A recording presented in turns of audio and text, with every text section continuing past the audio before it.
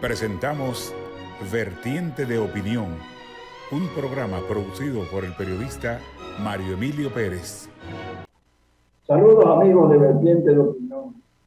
Hoy tenemos como invitado, y nos da mucho placer, a un viejo amigo. Fuimos condiscípulos allá por los años iniciales de la década del 60 en la Facultad de Derecho. Los dos nos dimos cuenta de que no era nuestra vocación real y abandonamos los estudios. Yo los terminé por vergüenza geriátrica muchos años después, pero Fafa, la política es una actividad absorbente y él, al igual que tantos, desde que se involucró en la política, desde su lucha antitrujillista, sus años de prisión, él, pues, su real vocación se ve que es esa. Y Confucio dijo: aquel que trabaja en lo que le gusta, no trabajará un solo día. Claro, porque si tu trabajo es tu vocación y tú lo haces con agrado, pues no estás trabajando realmente. Estás haciendo lo que te gusta. Así es que después de esta pausa vamos a dialogar con este hombre que lo considero uno de los más sólidos intelectuales entre los dirigentes políticos dominicanos. Todavía recuerdo parte de lo que leí en sus magníficas obras, Preso, una de ellas, y la otra, Refundar la República. Sobre esta última quiero hablar con él. Volvemos tras esta pausa.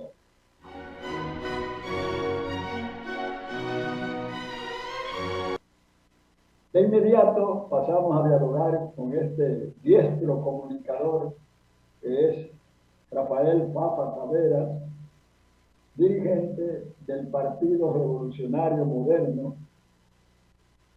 Fafa, recuerdo que en estos días estuve dándole un leve repaso a tu libro Refundar la República y me doy cuenta que hay muchos puntos coincidentes entre lo que ahí planteas y la gestión del presidente Luis Abinader. ¿Estás de acuerdo conmigo? Yo defiendo una idea básica. Este es el gobierno del cambio. Ahora, ¿de qué cambio hablamos? Desde ese punto de vista, hay un fundamento para ese cambio, que es el programa de gobierno que Luis ofreció en la campaña electoral y que basado en él está tomando medidas. Por ejemplo, las 12 propuestas de reformas con las que Luis ha convocado a los partidos políticos y tal vez a otros sectores de la sociedad para ver si pueden ponerse de acuerdo sobre esas 12 reformas. Esas reformas están contenidas en el programa de gobierno. Yo he insistido que hay que imprimir ese programa, ya se decidió en la dirección imprimirlo, está impreso, que debe llevársele a todos los miembros que sean autoridades del partido, a los congresistas, a la gente del ayuntamiento, a todas las personas que tienen algún vínculo real con nosotros, deben manejarse con ese documento para que, basado en lo que en cada aspecto se plantea, la gente ajuste su conducta. Sin esa plataforma, sin ese elemento que sirva de base común para todos los políticos nuestros, no hay unidad, por si no cada quien va a hacer lo que le parece, lo que le conviene. Y ahora mismo, todo lo que Abinader está diciendo está suscrito ahí, pero no todos los seguidores de nuestro conocen ese fundamento, porque la gente tiene la idea que los programas son elementos de propaganda para la campaña, y el programa no es eso, el programa es la guía para que usted llegue al poder, tener cómo cumplir su promesa. Entonces ahora hay un desafío, que el fundamento del cambio, ese programa que está, sea tomado efectivamente por todos los dirigentes y en todos los campos la gente se guíe por lo que ahí dice. El encuentro con los políticos ahora mismo, con las 12 propuestas de reforma de Abinader, es el primer paso para darle sentido y coherencia al poder, para tratar de que tengamos por lo menos respeto por esa plataforma y que empujemos con los políticos dominicanos la cuestión del posible entendimiento acerca de las reformas que necesitamos, porque este no es el tiempo de la confrontación, este es el tiempo del entendimiento.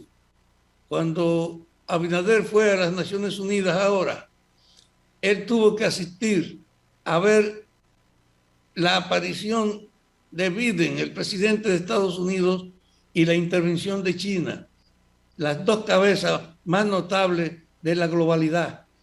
Y Biden dijo, ya no estamos en Guerra Fría, no necesitamos la Guerra Fría, ni estamos en la época del predominio de un bloque sobre otro, estamos en una etapa de entendimiento. Y el chino respondió sin agresividad a ese programa diciendo, estamos en una globalización donde lo que se impone es la cooperación más que el conflicto del enfrentamiento. Aquí en Santo Domingo, Luis ha convocado a los partidos y lo ha convocado al amparo de esa aceptación global de que en este momento de cambio en el mundo, que no hay guerra fría, de cambio en el mundo, que cualquiera tiene acceso a saber lo que pasa, porque la democratización de los medios de comunicación permite que tú no tengas que oír un programa para saber cómo elaborar una opinión. Ahora, en este momento, Luis tiene entonces una posibilidad de ver si persuade a los otros políticos de que tenemos que entendernos, que el bienestar de la República Dominicana depende ahora de que nos entendamos, que esto no es para el clásico conflicto de la denuncia de un opositor frente a aquel, sino de poner en primer plano el entendimiento, a ver si efectivamente podemos hacer reformas que representen la abrumadora mayoría de los dominicanos. Ese es el momento estelar para nosotros. Tú sabes bien, Papa, que es muy difícil en la República Dominicana, por una débil institucionalidad política, que haya entendimiento entre un gobierno y la oposición.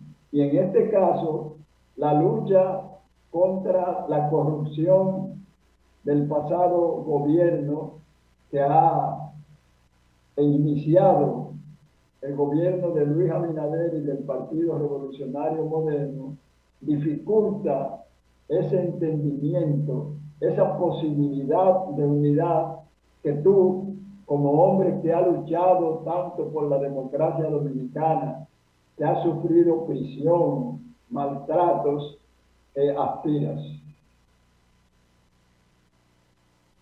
Yo te quiero decir que el que no comprenda el aspecto esencial de este momento pagará la consecuencia, porque el nivel de los déficits que nos impuso en la gerencia pública este virus, que redujo la actividad productiva en todos los órdenes, que nos creó una situación adicional con un sobrecargo de la cuestión de la salud con las vacunas, que fue una carga también económica. Este país paralizó el turismo, que es su fuente de ingreso mayor. Entonces, ¿qué hace? Que hemos acumulado con préstamos un nivel mayor y necesitamos restaurar la vida normal de la sociedad. No es posible restaurar la normalidad peleándonos uno con otro. Este país tiene que terminar el problema de la vacuna, mostrarle al mundo que aquí pueden venir los turistas sin riesgo y ver si recupera otra vez que este país sea un atractivo. Si nosotros estamos delante del saneamiento por las vacunas de los otros pueblos de América Latina, vamos a ser un polo atractivo donde va a venir un volumen mayor cada vez de turistas. Y eso va a ser una contribución que junto con la remesa, el turismo y la remesa, son ingresos que tú no tienes que devolver nada por ello. Son los más favorables, turismo y remesa. Y con ese turismo y remesa, ahora en este ambiente de recuperación del control de las vacunas, porque la mayoría está vacunado, este país camina a rehacerse. Si los políticos no entienden eso, si los políticos opositores actúan como en el pasado, puro y simplemente para combatir, para desacreditar, para impedir pasos del oficialismo, para tratar de debilitar las posibilidades de que el gobierno actual produzca obras positivas. Yo creo que la oposición tiene un desafío, se somete a la exigencia de la época, que es cooperar a ver cómo podemos hacer los cambios que solo pueden hacerse si hay una voluntad de cooperación. Ahora, que impidan que lleguemos a acuerdos, que no se haga reforma, ¿qué va a pasar? El país va a empeorarse. Por eso estamos obligados a entendernos y a cooperar, que es lo que yo creo es el momento de la hora.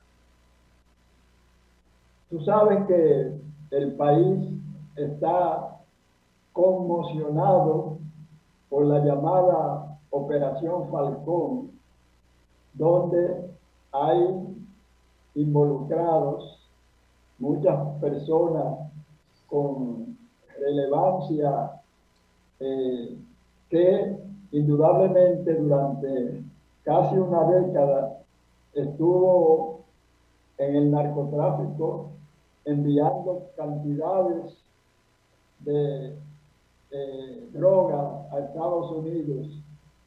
Y entonces, como también en otros órdenes ha habido involucrados congresistas, los cuales obtuvieron en elecciones esos cargos congresionales mediante el uso del dinero en las inmensas cantidades que han tenido mediante el narco. La pregunta es, ¿tú crees que la llamada extinción de dominio, que consiste en poder el gobierno asumir las riquezas ilegítimas acumuladas por esos sectores, podría llevarse a cabo cuando se sobreentiende que otros legisladores que todavía no han sido mencionados en actos ilícitos podrían estar involucrados, incluso de legisladores que vienen de pasadas gestiones gubernamentales? Mira, el nivel de la corrupción se está poniendo al desnudo. Con los procesos que la Fiscalía, la Procuraduría Especial está poniendo en público, uno no puede asombrarse. ¿Tú te imaginas lo que es la sobrevaloración de las inversiones que se hicieron en obras y en construcción? Sobrevaloración espantosa, inexplicable, de gente que recibía financiamiento para obras y ni siquiera la comenzó. Que cualquier actividad comercial estaba marcada por un abultamiento. Que lo normal era en esta práctica pasada precisamente el robo organizado que representa estas prácticas de la corrupción. Ahora, ¿qué esperamos? 20 años tuvo el PLD en el poder y esos 20 años están marcados por una práctica cuyas muestras están saliendo ahora públicamente. En esa política de extinción del dominio, lo que se está autorizando es que se mire hacia atrás, que trate de pasar de balance a gente que llegó como un miserable y es un multimillonario hoy, que estuvieron vinculados a decenas de contratos con el gobierno, no lo cumplieron, sino que lo aprovecharon. Este proyecto obliga a un ajuste de cuenta con el pasado y al mismo tiempo a crear la base de cómo debe ser el comportamiento de los que negocian con el gobierno, porque aquí nunca había pasado el hecho de que les revisáramos los resultados a la gente, de que le pidiéramos cuenta, y en función de eso ni siquiera tomaban la precaución de cubrirse o de aparentar que cumplían lo que manejaban proyectos que le permitían a ellos enriquecerse. Este era un relajo de país. Por eso el ajuste que obliga la lucha contra la corrupción encuentra en la ley esa distinción de dominio un complemento para no solo hacerlo con lo inmediato, sino con el paquete, con el conjunto de capitales que no puede explicar su origen, que saben que es fruto del robo y del engaño. Y un país en esta época de la transparencia no puede hacerse el tonto. Yo creo que el gobierno está obligado a tratar de que en el Senado, en el Congreso, se conozca la ley. Es verdad que seguro hay legisladores que no quieren ese proyecto porque ellos tendrían también que dar cuenta. Es posible que tengamos esa dificultad, pero el peso que tiene este reclamo de ajustar cuenta con todos los gavilleros de ayer, yo creo que obligará a que, independientemente de lo que pueda tener uno u otro legislador, lo echemos hacia adelante. Yo creo que estamos obligados a carabina con impulsar la aprobación de esa ley. Tú has hecho algunas críticas a la gestión del Partido Revolucionario Moderno y del presidente Luis Abinader. ¿Significa eso que tú crees que eventualmente podría un sector del PRM, por ejemplo, liderado por el expresidente Hipólito Mejía, porque tú sabes que sectores de oposición dicen que hay una genética divisionista en el PRM por provenir de un partido como el Revolucionario Dominicano, que se caracterizó por la división que lo mantuvo alejado del poder durante largos años? Mira, yo creo que como el PRM está planteándose el cambio que el país necesita, en sus propias filas tiene que hacer un esfuerzo de persuasión de compañeros que no entienden eso. Mucha gente participó en la política tomando en cuenta la experiencia. Si ganamos, yo resuelvo. Y desde ese punto de vista, la degradación de la política se había entronizado en la visión de los partidos. Los combatientes reclaman, cuando se obtiene la victoria, que lo pongan a ellos, pues estaban trabajando, era para el relevo de los otros. No es con motivación del tipo de cambio, es con la idea de lo mío, dónde está. Entonces, un gobierno del cambio tiene que hacer valer el compromiso general, el compromiso global con la sociedad. Y es verdad que tiene que tratar de que los seguidores sean integrados en la dinámica oficial del gobierno. Pero lo básico es que el compromiso no se pierda. En el PRM ahora tú tienes una batalla. Los que no han conseguido un espacio en el poder están presionando y creen que en la medida que ellos no son puestos en un cargo, entonces en esa medida se van hasta amargando, se ponen más agrios en las exigencias y en todo, porque en el fondo ahí no había ninguna motivación de servicio público global, sino de interés personal. Si ganamos, yo resuelvo. Ganamos y estoy pendiente. Eso no puede ser. A pesar de esa situación, el compromiso general es echar a andar esa reforma.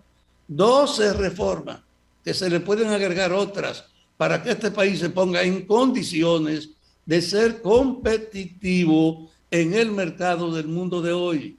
Porque con la forma en que estamos organizados, con la tolerancia que había aquí para que los administradores aprovecharan cualquier caso para su beneficio, con esa práctica, este país no va para parte. Solo puede recuperarse si el PRM supera la herencia de la práctica vieja, convence a su tropa y la pone a actuar coherentemente, pero eso es una batalla, eso no se decreta, eso hay que ganárselo trabajando. Tú sabes bien que hay 3 legisladores de tu partido que han sido imputados de estar ligados a operaciones ilícitas de narcotráfico y de lavado de activos, etcétera. Pero eso se debe, según dicen sectores de opinión del país, de que el dominicano, quizás por la tiranía trujillista, es fácilmente sobornable. Se habla incluso de sumas irrisorias como 500 pesos o un picapollo o un frasco de una bebida alcohólica criolla. ¿Tú crees que esa circunstancia podría seguir incidiendo en que 1 o 2 días o el mismo día de las elecciones presidenciales, congresuales, municipales, haya personas que puedan sobornar a tantas votantes que determinarían que algunos candidatos que en encuestas aparecen con una holgada ventaja pierdan esas elecciones? El hecho de que el presidente ha dicho que respalda la persecución de la corrupción, que no importa quién caiga, que el problema es que no se mantenga la impunidad. Está diciendo que en nuestras propias filas ya hay rastros, pueden aparecer más, pero nuestra preocupación no es defender a lo nuestro, es esclarecer el camino de que no se puede seguir robando ni enriqueciéndose a costa de los intereses públicos. Yo por eso respaldo la decisión del presidente, no importa quién caiga, que siga hacia adelante el esclarecimiento. Y eso es verdad, que a lo mejor hay más legisladores, hay exfuncionarios, porque yo te voy a decir una cosa, del 2004 al 2020 fueron 16 años interrumpidos con esa práctica. Entonces, yo no tengo duda de que deben haber muchos responsables todavía que no han sido tocados, que van a tener que dar explicaciones. Yo espero que esos procuradores de nosotros no dejen a nadie oculto, profundicen las investigaciones y los lleven efectivamente a los tribunales. Es una novedad que aquí no se había visto, pero yo creo que a todos nos conviene que efectivamente la lucha contra la corrupción no se pare. En el discurso pronunciado en la 76 Asamblea de la Organización de las Naciones Unidas, el presidente Luis Abinader dedicó gran parte de su exposición a la situación que está viviendo el pueblo haitiano, con el cual tenemos un matrimonio sin divorcio, como han dicho algunos, metafóricamente hablando, de que 2 países totalmente diferentes ocupan una isla. El presidente Luis Abinader y amplios sectores del país consideran que la construcción de un muro que ya se ha iniciado en la frontera dominico-haitiana podría significar por lo menos un paliativo a la migración que tienen continuamente moradores de la vecina nación hacia la República Dominicana. ¿Tu opinión acerca de ese problema? Primero, es verdad que el problema de Haití es un problema al que nosotros, los dominicanos, no podemos darle la espalda. No lo podemos resolver, pero no lo podemos ignorar. Haití es nuestro segundo mercado después de Estados Unidos. El mayor volumen de mercancía dominicana después de Estados Unidos es Haití que va. Y ese hecho de que Haití tiene un significado económico para el sector productivo se refuerza por dos cosas. La fuerza de trabajo haitiana es la que nutre la construcción, y la construcción es la actividad mayor de este país. La fuerza de trabajo haitiana es en la agricultura el eje. Entonces, independientemente de que hay que tener una política de controlar la migración, de que efectivamente no vean como su destino los desesperados haitianos a la República Dominicana, independientemente de eso, hay un significado positivo de las relaciones con Haití. Entonces ahora, la dimensión del deterioro, la República Dominicana no puede ocultarlo, y es la que tiene la necesidad de tratar de que Haití se mejore, y no podemos responsabilizar de eso. No podríamos nosotros ayudar efectivamente a cambiar Haití cuando los haitianos mismos están en una situación que parece a nivel del mundo, que el problema haitiano es un problema de humanidad, que así como en las Naciones Unidas se toman decisiones por conflictos que se producen, debe inscribirse entre las obligaciones de la solidaridad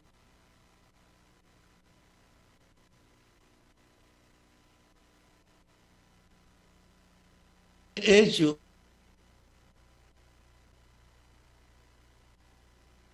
todo mismo. Hay que convertir la acción internacional para resolver el problema haitiano en algo normal. Luis ha dicho, ya no es el tiempo de estar haciendo declaraciones. Danilo y Leonel habían hecho solicitudes así también, pero no tenían planes, no eran sujetos a un proyecto. Ahora, Luis Abinader sabe que tiene que conseguir que haya cooperación internacional que ayuden a resolver el problema haitiano, porque nosotros no podemos ni ignorar su problema ni decir que podemos resolverlo. Lo que podemos es crear conciencia en el mundo para que se coopere con el proceso de que Haití pueda iniciar un proceso de reestructuración, porque en el fondo lo que tienen los haitianos hoy es una anarquía y una situación que parece ellos mismos no podrán resolver. De ahí que la actitud de Luis frente al problema haitiano no solo puede reducirse a una denuncia, tiene que ser una promoción de los planes que hay que hacer. Por eso hay que, todo el cuerpo diplomático de nosotros debe promover donde quiera que esté, que el problema haitiano tiene que ser resuelto por una voluntad de cooperación del mundo, y que desde ese punto de vista debemos tener la actitud de hacer posible ese cambio. Yo creo por eso que estamos obligados a carabina y más de luchar por esto cuando constatamos que el embajador que Estados Unidos manda a Haití es un legislador de mucho tiempo, es un negro que ha luchado mucho por el problema de la igualdad y por ello, y que su envío a Haití es un refuerzo de su propia condición para facilitar el trabajo del propio Estados Unidos con ello. Nosotros necesitamos que Estados Unidos, que Francia, que los países que han tenido una relación histórica con Haití asuman esta promoción, y Abinader tiene que no descansar para que se logre efectivamente lograr el consenso que permita que esa desgraciada situación de Haití se supere. Antes de hacer la pausa que nos indica ya nuestro asistente técnico, el amigo Dauer, pues queremos expresar nuestra solidaridad y nuestra pena por la muerte de la señora Altagracia Valle, viuda Antún, madre de Federico Antún Valle Ique, con quien hemos mantenido una buena relación desde los años en que vivíamos en un apartamento en la calle Pedro Enrique Ureña, donde la familia Antún Valle tenía parientes que visitaban con alguna frecuencia, y ahí tuvimos oportunidad de tratar a doña Gachi, que era apodo afectuoso de su familia, una señora de un trato exquisito, cortés y de una educación refinada.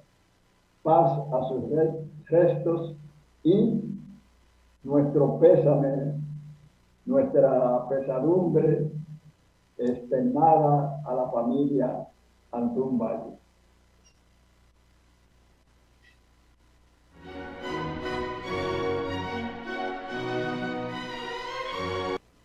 Este programa fue grabado el día 25 de septiembre, un día, una fecha de gran tristeza para la mayoría del pueblo dominicano, porque un 25 de septiembre del año 1963, luego de 7 meses de gestión democrática del profesor Juan Bosch, tras la caída de la tiranía trujillista, vino ese acontecimiento cívico-militar donde participaron sectores empresariales, militares, la Embajada de Estados Unidos y sectores de la Iglesia Católica.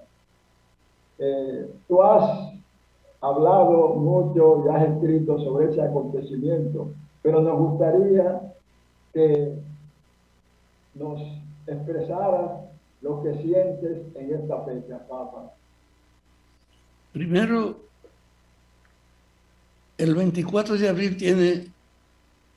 el 24 de septiembre tiene un significado, que era la víspera, hoy es 25, y fue una sorpresa, pero la gente entendió cuando se produjo el golpe de Estado que toda la estructura, todo el aparato del Estado Dominicano que dejó Trujillo, todo el aparato estaba intacto. El ejército, la policía, la institucionalidad, la relación incluso con la economía estaba marcada por la herencia de lo que se había producido con Trujillo. Desde ese punto de vista, las Fuerzas Armadas Dominicanas, a pesar de la eliminación de Trujillo, en lo que habían es militares, a pesar de eso, no hubo una modificación a fondo. Nadie cuestionó la herencia cultural que se había quedado en la institucionalidad dominicana y sobre todo en las Fuerzas Armadas. Por eso, el grueso del Estado Mayor de las Fuerzas Armadas, cuando vos llega al poder y vos organiza un programa para democratizar este país, para modificarlo, para superar la herencia trujillista, el grueso de la oficialidad de nuestros ejércitos estaba en contra, porque en el fondo ellos estaban acostumbrados en la era del jefe a hacer lo que quisieran, a expresar su superioridad frente a todos, y un proyecto de reformar la institucionalidad lo iba a poner a ellos en un mecanismo dependiente y nada parecido al pasado, sino teniendo que rendir cuentas. Por eso a vos lo tumban la madrugada del 25 de septiembre y todo el Estado Mayor actuando de común acuerdo, es decir, la cabeza de las tropas dominicanas se puso de acuerdo para quitar a vos, porque en ese momento vos aparecía como un rival de ellos. No se entendía todavía en las Fuerzas Armadas el papel de un ejército en una sociedad democrática. Y en ese ámbito, el derrocamiento de vos abrió un camino que uno no puede olvidar hoy. Y es que habían militares comprometidos con el gobierno de vos y con el cambio. Rafael Tomás Fernández Domínguez, hijo de un general trujillista como era Ludovino, y Francis Camaño, hijo de otro general trujillista, el general Camaño. Ellos dos, esos dos hijos, que estaban ahí precisamente por el impacto de sus padres, asumieron la identidad con el sentido del cambio que representaba en ese momento el PRD. Y ese hecho hace que conspirando terminen en lo que fue el 24 de abril, en una explosión que surgida en el propio seno de las Fuerzas Armadas apuntaba a restaurar el gobierno de Bosch, a traerlo al país y a que las cosas volvieran como había resultado de las elecciones del 62, que fue cuando escogieron a Bosch. Es decir, en los procesos sociales están expresados los conflictos, así como el golpe de Estado frustró el inicio con tiempo de una política de reorganización democrática. Sin embargo, el 25 de abril fomentó lo que fue el 25 de septiembre fomentó lo que fue el 24 de abril. Es decir, que como reacción colectiva surgiera entonces con mucho más fuerza una demanda que incluía a las Fuerzas Armadas. La República no puede seguir como está. Desde luego, Estados Unidos nos invadió y alteró el hecho de que los constitucionalistas habían ganado el 27 de abril y Estados Unidos por eso vino el 28 a defender los rastreros restos de las tropas dominicanas y a tratar de imponer un obstáculo para que lo que representaba de progresista la victoria del pueblo dominicano restaurando a Bosch no se diera, porque ellos tenían en esa época, los Estados Unidos, la noción de que el que ellos no controlaban tenían que cuidarse, podía ser su enemigo. Ellos no manipularon a Bosch, pero no permitieron que el pueblo lo trajera y nos impuso entonces la continuidad de ese funesto espacio que forjado en la tiranía mantuvo durante mucho tiempo esa conciencia.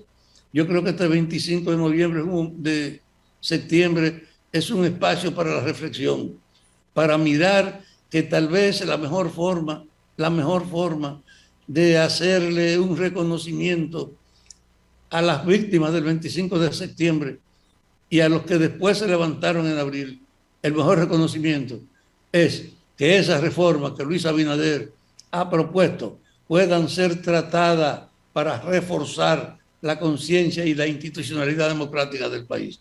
Tal vez lo mejor del recuerdo del 25 de noviembre sea reforzar esa voluntad de entendimiento donde están convocados todos los partidos encabezados por el presidente Luis Abinader. Tú sabes que lo que más le critican los sectores de oposición al gobierno del licenciado Luis Abinader y el Partido Revolucionario Moderno es el aumento de la deuda externa que consideran excesivo. ¿Tu opinión? La deuda externa. ¿A eso tú te refieres? Sí. Yo te quiero decir, es verdad que tenemos una deuda creciente, pero frente a lo que se presentó ahora, al cierre de muchos ingresos, porque se pararon muchas actividades productivas, y al mismo tiempo creció la obligación del gobierno con la gente que fue afectada por el virus, al mismo tiempo que teníamos que gastar más, recibimos menos. Eso obligaba a saber que había que recurrir a empréstitos, y esos empréstitos han reforzado la deuda dominicana. Pero ahora, con esta política del cambio que se está dando, y con la idea de seguir impulsando con las vacunas el saneamiento del país, que nos convirtamos nosotros en una referencia para el turismo, que también seamos una referencia para la inversión extranjera y que siga el nivel de las remesas, nos dicen que hay condiciones para que esto cambie, que hay condiciones para que podamos enfrentar la presión de la deuda internacional y que no sea en desmedro de atender los factores criollos. Creo que estamos viviendo un momento estelar. Ahora nosotros estamos delante de los países de América Latina para que los turistas sepan que pueden venir aquí sin riesgo. Y junto con eso nos estamos abriendo al comercio de Oriente con los chinos. Es decir, tenemos base para cambiar esto y para que la herencia funesta que tenemos pueda detenerse y pueda ser resuelta con la perseverante vocación de un gobierno que quiere de verdad hacer cambio. Tú fuiste durante mucho tiempo un líder de la izquierda dominicana. Creo, a través de tus pronunciamientos y de tu vida política actual, que eres en esencia socialdemócrata. Estoy quizás especulando, pero debes seguro estar un poco asombrado de que en Venezuela, donde hay un gobierno de izquierda, aparezcan visos dictatoriales. Lo mismo en Nicaragua, donde un partido de izquierda que derrocó un régimen tiránico como el de Anastasio Somoza, tenga visos dictatoriales, y el presidente Daniel Ortega cree que debe permanecer indefinidamente en el mando. Y el gobierno cubano es descrito por casi todas las democracias del mundo como un sistema total y absolutamente autocrático y autoritario. ¿Crees que la izquierda está a nivel de América Latina y quizás del mundo rezagada con respecto a la llamada democracia representativa? Mira, yo vivo diciendo esto que voy a repetir aquí en tu programa. Estamos asistiendo al relevo de la hegemonía de Estados Unidos en el mundo. Estamos asistiendo a la etapa donde desapareció la Guerra Fría y hay un solo mercado. Ahora lo que se impone es la capacidad competitiva. Pero Estados Unidos sigue actuando como en la época peor del pasado, en función de que, como ellos eran los jefes del mundo, cualquiera que produjera un movimiento en un país que ellos no sabían, ellos podían descalificarlo e intervenir militarmente. Estados Unidos participó en más de 50 países con golpes de Estado o apoyando atentados, o organizando tropas para la confrontación. Hoy día, tú tienes en América Latina un hecho. Cuba tiene un valor. 60 años y Estados Unidos no pudo impedir que ellos se desarrollaran, pero lo ha ahogado con un plan global de sanciones. No pudo militarmente derrotarlo, no pudo políticamente derrotarlo y apelló al cerco. Cuba está bajo el peso seguro, terrible y restrictivo que representa esa política de Estados Unidos de 60 años. 60 años cercado al pueblo cubano. En Venezuela hay también un gobierno que ha roto la tradición. Ha roto la tradición y se ha enfrentado con una voluntad a una pretendida reforma de Venezuela, y Estados Unidos ha hecho lo mismo. Lo ha acercado, ha tenido una atención especial, ha estimulado que hasta el dinero que tenían ellos fuera, los países donde estaban se retenga, como ha hecho Inglaterra, con millones de dólares de los venezolanos. Esa situación se conjuga también con lo que pasa en Nicaragua. En Nicaragua hay un gobierno que fue popular, pero que ahora ha tenido comportamientos que ni siquiera sus amigos de ayer pueden ignorar. Malo. Pero esa situación de los tres países que Estados Unidos no controla, en el fondo también son una muestra de que aquella hegemonía absoluta de América Latina terminó. Y que junto con ese problema de Venezuela, de Nicaragua y de Cuba todavía, tú te encuentras que en Perú ganó un campesino, un maestro rural a la presidencia, y es un hombre también progresista, que no está en reproducir la dependencia con Estados Unidos. En Chile, ahora mismo en Chile, hay una restauración del espíritu democrático, tratando primero de consolidar la derrota de toda la herencia de Pinochet, que duró hasta ahora a nivel de la institucionalidad. Es decir, en Bolivia, el regreso al poder de su presidente, que había cumplido su ciclo, y estimular la creación de una fuerza democrática que quiere fortalecer el vínculo con la comunidad marginada de los indígenas de ellos, te dice que hay un cuadro en América Latina que no corresponde a lo que era el poder norteamericano. No tiene aspecto en Chile, no lo puede hacer en Bolivia, tiene una presión ahora en Ecuador y se encuentra con Venezuela, con Cuba y con Nicaragua. De hecho, no se puede entender los conflictos actuales sin darse cuenta que la repercusión de más trascendencia es que Estados Unidos ya no es el poder absoluto que era. Y eso de que está reducida su capacidad para controlar es lo que explica esa realidad de que Cuba, Venezuela, a pesar de todos los problemas y de las críticas que puedan ser objeto sobre ellos, sobreviven. Y que Nicaragua, a pesar del mal proceso de conducción de Daniel Ortega, sobrevive. Y entonces está lo que yo le digo, lo que pasa en Chile, lo que pasa en Bolivia, lo que pasa en Perú. Y los estremecimientos en ese mismo orden de la gente buscar una autonomía están sintiéndose en Argentina. Entonces América Latina está en un proceso de ebullición, de cambio, mientras Estados Unidos está en un proceso de reducción de su poder. Esas son cosas que obligan a que veamos no aisladamente el conflicto de uno de esos países, sino como una expresión de lo que pasa en este continente, donde Estados Unidos era el jefe absoluto y ya no es verdad que es.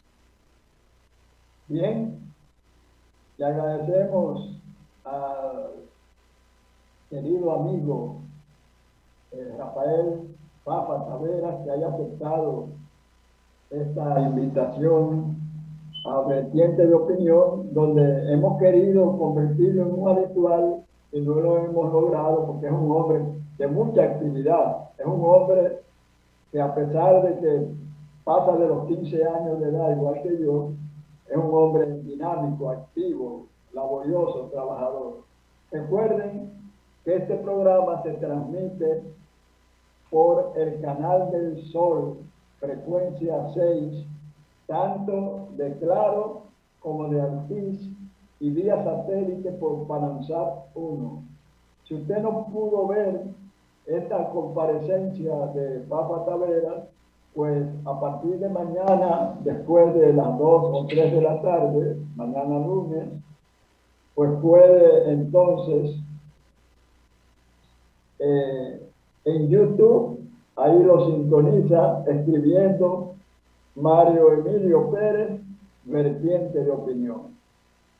Agradecemos la atención que nos dispensan, esperamos seguir contando con el privilegio de esa sintonía que tanto valoramos. Hasta la próxima.